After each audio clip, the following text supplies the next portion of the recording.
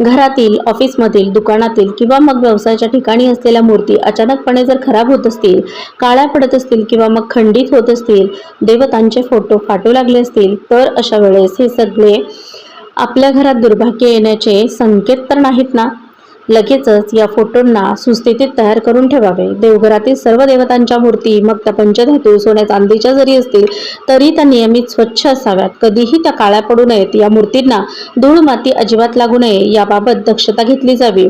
घरात लावलेले देवदेवतांचे फोटो रोज स्वच्छ करावेत. देवघर हे गुरुचे स्थान मानले जाते आणि म्हणूनच देवघर हे कायम स्वच्छ आणि टापटीप असावे. घरातील वातावरण नेहमी सदाचारी आणि आनंदी असेल तर गुरु सोबतच बुध आणि राहू सुद्धा चांगले फळ देतात, ज्यामुळे कुटुंबात वाणी आणि विचार स्ट्रॉंग बनतात आणि अशा कुटुंबात दुर्भाग्याला तर जागाच उरत नाही. यासाठीच घरातील, ऑफिसच्या ठिकाणचे किंवा मग व्यवसायाच्या ठिकाणी असलेले देवघर कायम स्वच्छ असावे. धन्यवाद. श्री स्वामी समर्थ.